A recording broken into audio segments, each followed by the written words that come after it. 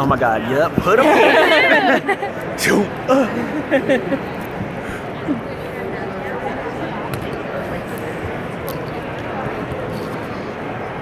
I'm loving this whole skylight situation because any weather, it's sunny, but it's like, Very pretty.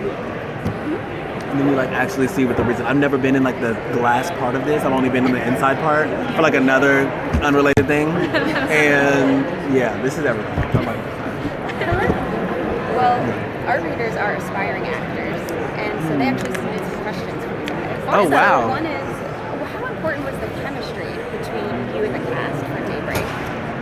I mean, I would say that the chemistry was really important because even though our characters may not necessarily quote unquote like each other at first, there does become this bond, this tribe, that has to come across, and chemistry is like really important in getting that to read.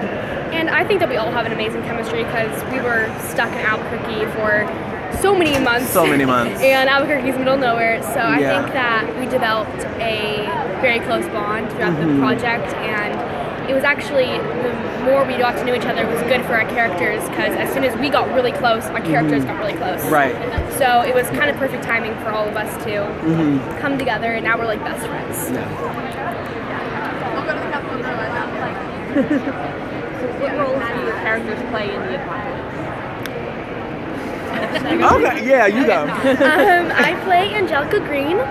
She is a 10-year-old pyromaniac rebel.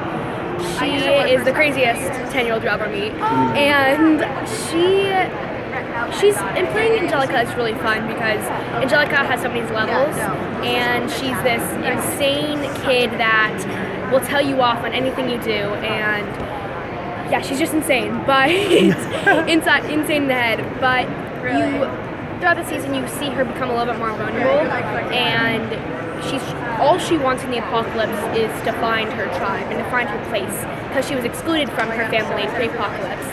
So she just really wants to find her place in the apocalypse, and it was a really fun journey to take with this character that I connected to so strongly.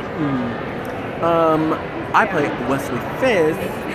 Wesley's role in the apocalypse, I would say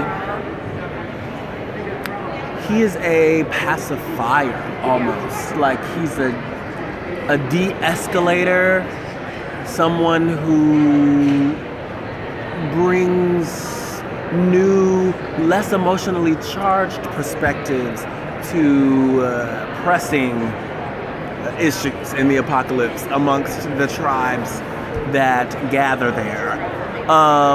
Before pre-apocalypse, he was, a bully, ran with crowds that maybe he wasn't, the most evil person in the crowd, but he ran with crowds that, he wouldn't be accepted amongst nerds, like if he sat at their table. Kind of like, if Harry Potter really did go to Slytherin, it's like, okay, well then people wouldn't want to hang out with him. So I think after that apocalyptic shift, which we don't really know why he's a pacifist. That's one of the little secret, like, why is he peaceful all of a sudden? I think that he turns into this, this oddly kind of a chameleon in the apocalypse. Like he becomes like really good friends with some of the characters that you really wouldn't think that he would be friends with. And what has your individual characters taught you about surviving the apocalypse? I mean, if I learned anything from Angelica, I wouldn't know what to do in the apocalypse if I didn't play this role, really. But since I did, Angelica taught me just grab yourself a flamethrower, pair of Heelys, and roll on out of there, and you're good. Wesley taught me that self-medication in the apocalypse is wonderfully accepted, and nobody's regulating you on that. And as far as weaponry goes, knowing how to wield a sharp object is a very it's an astute skill to have, a needed skill. So I would say those two things. Oh, also Wesley's value of peace and tranquility and mental health and self-checks and emotional checks and doing all of that stuff. It's such an early age too, because he's like 17. So, you know, that is also something that he has taught me is valuable in the apocalypse. Were you guys able to do any of your own stunts?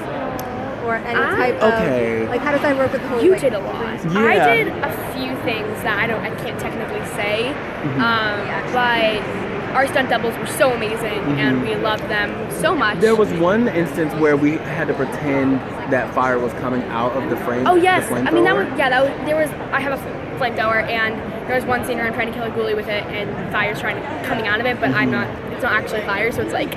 Yeah, it was like the hard. first time that. It was like the first time that I was using it with the CGI fire, but other than like regarding actual stunts, I did like 2 or 3 things that I can't specify on, but it was really fun when I got to do it on my own because I love doing things like that. They're so fun, but our stunt doubles were amazing. Yeah.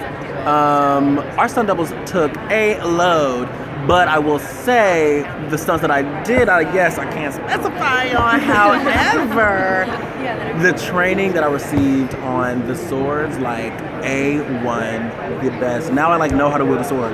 Now I can like actually use a sword. Oh yeah, and now I actually did that. Now I know how to healy. And now she can healy. Yeah. Right. So now I like that. All of that stuff is like actually me. Like I'm actually doing it. So it's not like some CGI like sped up something. Like I actually was like, okay, I'm gonna do it right this time. I'm gonna do it right. I'm gonna do it right. So yeah. The wardrobe is a big part of this show. The wardrobe. What is your favorite piece from your costume? My bag. Your bag. I like my bag. He has this insane. Crazy, like, well, it's Gucci. Crazy Gucci bag, like that Wesley always wears, and that was like my favorite part of his costume. My favorite part was either, well, my flamethrower is not really a part of the costume, but I love my flamethrower. And then I had Heelys, but they were Doc Martens. Doc Martens. That were hand painted. So they were really, I love those so much. And then I also had these leggings that had like fire drawn on them that were so sick, and I love those.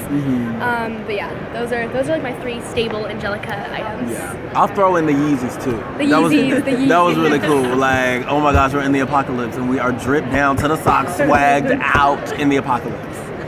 Crazy. What's been the most challenging part for you guys in filming so far? The temperature for me. Yeah, the temperature was really cold. It's like, okay, so it's kind of like this nuclear summer thing that's happening where like the weather is shifting, and just because it's summertime doesn't mean that, you know, it's not cold anymore. So a lot of times we would be out doing scenes where, I mean, yes, the sun would be out and maybe we would have to pretend. It was like 20 degrees. Like shivering. We don't have that much clothes on in the apocalypse either. It's like very minimal. It's very minimal. It's supposed to be hot. And it's not. And it's like not. So a lot of times, like, you might see like in the mornings, like we had like breath, and it's like on some nuclear summer stuff, but then also in Albuquerque, it was like fall winter. So the first half of the show was like freezing outside. Towards the end, it got a little better. Right. Like, I felt like my toes were about to crack off into my shoes. No, literally, it was so bad. So that was, I think, the worst part was pretending, like, because the thing is, it's like, okay, it can be cold, it cannot be cold, but the whole thing is like you're not supposed to even like see the temperature. If it was like mad hot, we would have to pretend like we were cooler than we were. So just making sure that the performance read through, and like if your lips are numb, like making sure they're moving as if they're not numb right now, and like making sure you're not shivering. Yeah. That was hard. But other than that, I would say that the hardest part for me was getting to know Angelica, because Angelica was such a complex character to wrap your head around, and she is not like me at all. She's like the opposite of me. So I love playing characters I got to step out of my comfort zone with. Yeah. So I think learning Angelica and getting to know her and figuring out, you know, what's too far. I didn't want to make her like too much of a brat. I don't want to make her like a 10-year-old little brat. I want to make sure she had levels. Right. And yeah, it was really fun getting to know her, but also a big challenge. mean, the trailer looks just crazy. What was your most fun thing to kind of film? Would you say? Most fun thing to film. There are so many little things. I'm trying to find some things. There are a lot of fun things that I can't say because spoilers. I know, but I'm like, okay. So there is a part of the show, okay, where we all congregate, okay, in a very big place. Like, can we even say what it is? I don't think I should say it, just in case. We'll ask later, but just... Right. In a very big communal place. And a lot of the scenes within this place are just outrageous and ridiculous. You did a lot with the witch. I did a lot with the witch. That was I'm really cool. studying her throughout the season. She's like my little project. Yeah. And We have to wrap this table. Thank you, everyone. Thank you. Thank you.